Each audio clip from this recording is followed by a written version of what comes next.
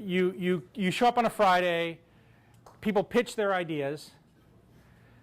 You have to pitch, you create ideas, you pitch into the group, people sign up with groups. So they say, let's say 50 or 75 people in the room, you end up with people, 5 or 6 different teams.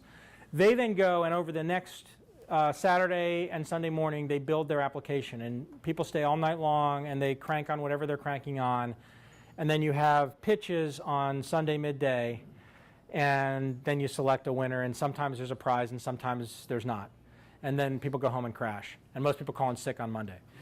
And it's just awesome. Sounds like it does. It sounds motivating. It's just totally awesome. It's completely Weekend at UCLA this weekend. So if you feel like going to UCLA, and anybody can show up. Usually doesn't cost any money. Shouldn't cost any money. It might cost a small amount to just. Some of them charge a little bit just for the food to cover, but most people get them sponsored. And you also end up with experienced as well as inexperienced people there. So a lot of experienced people show up because it's just fun. It's a good way to meet some new people, and you're looking for people to add to your team, and it's just fun. All right, last one, second to last one. So second, last one. From SC Hackers, we're coming from Orange County, and we're actually building startup community there, and we want to invite you next time you in LA to come to SC Hackers. Okay, so done. My question is personal experience of you and failures. You mentioned a couple of companies went bankrupt. And what suggestions you have for startups? How you deal with failures? Failure is simple. They can't kill you and they can't eat you. Just remember that. Like when you fail, at least in this country, they can't kill you or eat you. No is not fatal. Yeah, it's just not fatal. And so there's 2 types of failures. There's local and global, right? Local is lots of little failures along the way, and every business has lots of little failures along the way. And there's a great entrepreneur that we're investors in, a guy named Jeremy Bloom. Anybody know Jeremy Bloom's name? Is that familiar? Jeremy was Olympic skier, and he was a Colorado Buffs, and he had a fight with the NCAA because he took sponsor money for being an Olympic skier. And then he was a pro football player, Eagles, maybe just Eagles and something else for 4 or 5 years. He's about this tall. He's a small guy. He's fat. He's like Flash Gordon, or what's the Speedy thing? No, the Flash. The Flash. He's like the Flash, like boom, boom. Like where did he go? And his arms are like my legs. I mean, I have a man crush on him.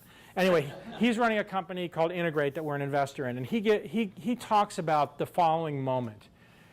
He was an Olympic skier. He went to the Olympics, and he came in 21st. He's a downhill, the aerial, acrobatics, bumps, really complicated, whatever. I think it's called freestyle or something like that. I don't know, downhill skiing. Freestyle, is it? And he was in the top, he had a chance at a medal, came in 21st on the last run. So that's how close it is, like 1 second, 2 seconds between beginning and end. He then went back again after this whole NCAA bullshit and fighting and going through school and football and whatever, decided he was going to do one more shot at the Olympics.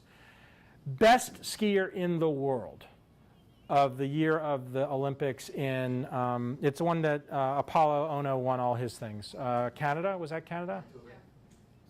No, it was Italy, Torino. It was in Torino.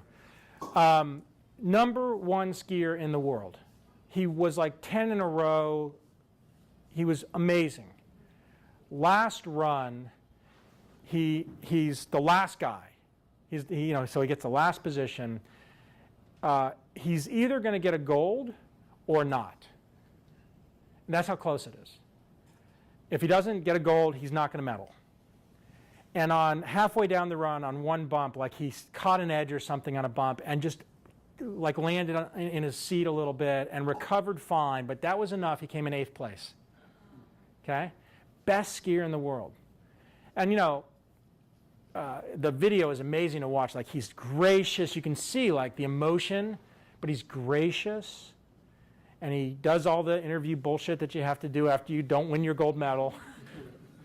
And he says he went up to his room and he cried for a while and then he broke all the furniture. He just started smashing shit. He was so angry. And then he cried some more. And he just sat in his room. He wouldn't let anybody near him. He just sat. And he decided, I'm going to give myself 48 hours to feel unhappy. 48 hours. That's it. 48 hours. 48 hours, he felt like shit. On hour 48 and 1 minute, he's like, I'm done, that's behind me. And 3 weeks later, he got drafted for the Philadelphia Eagles. So he had to shift his brain, right, from this moment to, I mean, amazing. That's, as an entrepreneur, what you're doing. If you have a failure, give yourself a day. Feel sorry for yourself for a little while. That's okay. Get fucking over it. And break some furniture. Break some furniture. Have a glass of wine, a bottle of scotch, whatever you do. And then get back on it. And if you happen to have a company that went public that was worth a lot, that you were chairman of, that went bankrupt, maybe 3 days you can feel sorry for yourself. But get over it and get back into it. Okay, last question, and then we'll drink and eat. How should we approach you with, with an idea? Email, brad@feld.com, paragraph. I'll tell you within 60 seconds whether it's interesting. If it is, I'll go deeper. If it's not, if I can be helpful in other ways in terms of stuff in my universe, do your research on what's in my universe and be precise about how I can help you. But if I can, I will. Okay. Buy my book so I don't have to bring them home with me. That's right.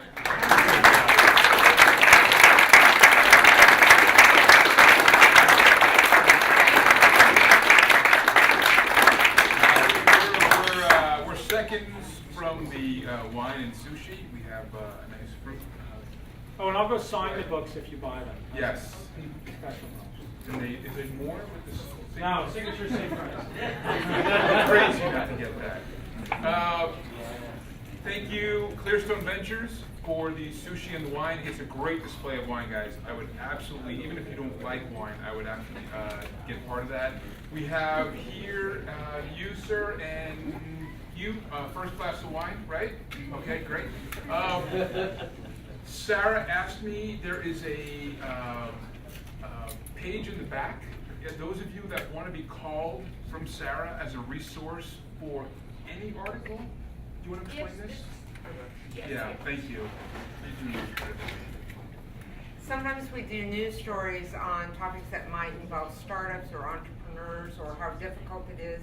And in different industries, I have a group of people from the community who serve as my industry experts. And I'll just send out an email and I'll tell them, like crowdfunding is a story I want to work on.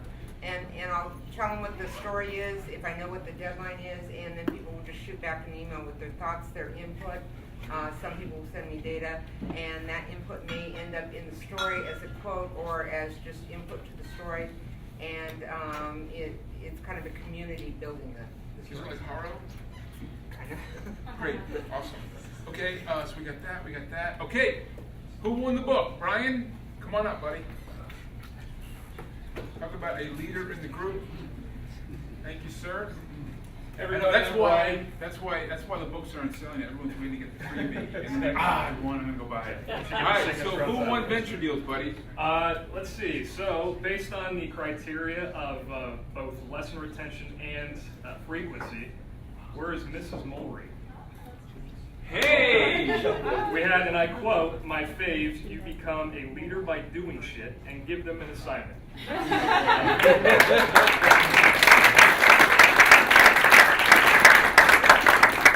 Just one quick thing, if anybody was jazzed about the idea of doing a hackathon, whether you're a programmer, developer, business developer, or any sort of interest, that sparked that, please come talk to me. This is very much kind of an idea we're throwing around. We're doing a little bit of a twist on it. So hopefully if it, something up your alley, please come talk to me. I'd love to have you get some input. How do they contact you, Brian?